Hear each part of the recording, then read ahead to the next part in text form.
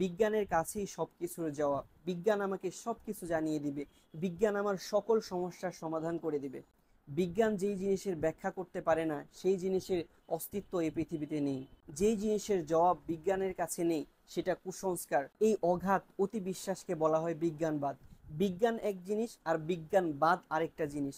বিজ্ঞান হচ্ছে একটা টুল, আর বিজ্ঞানবাদ হচ্ছে একটা ধর্মবিশ্বাস।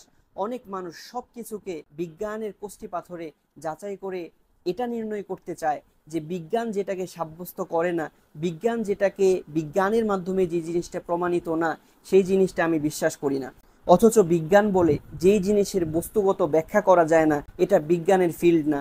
বিজ্ঞান এই বিষয় নিয়ে কখনোই আলোচনা করে না। কিন্তু আমাদের সমাজের সভ্য নামক কিছু মানুষ যারা নিজেদেরকে সভ্য বলে পরিচয় প্রদান করেন, তারা সব কিছুকে বিজ্ঞানের মাপকাঠি দিয়ে মাপার চেষ্টা করেন।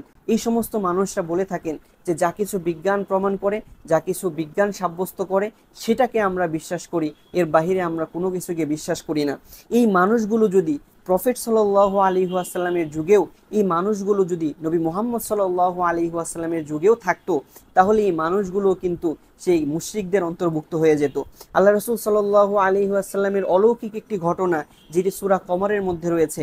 আল্লাহ রাসূল সাল্লাল্লাহু আলাইহি ওয়াসাল্লামের ইশারার মাধ্যমে চাঁদ দ্বিখণ্ডিত হয়েছিল।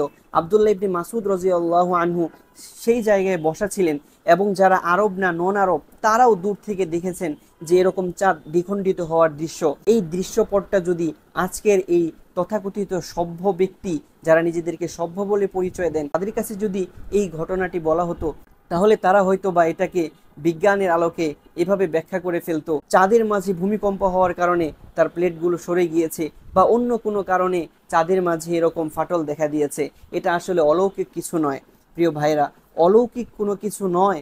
এটা এভাবে বিশ্বাস করা মোটেও ঠিক না। আল্লাহ তাআলা যুগে যুগে নবী রাসূলদের মাধ্যমে এমন কিছু ঘটনা তিনি ঘটান, যেই ঘটনাগুলোর আলোকে আল্লাহ তাআলা প্রমাণ করে দিতে চান যে আল্লাহ তাআলা আছেন। আল্লাহ তাআলা আমাদের সবাইকে তথাকথিত এই বিজ্ঞানবাদ থেকে হেফাজত করুন। বিজ্ঞানবাদ নামক ধর্ম থেকে বেরিয়ে এসে কোরআনের মাধ্যমে, দ্বীনের মাধ্যমে বিজ্ঞানকে মাপার তৌফিক দান করুন।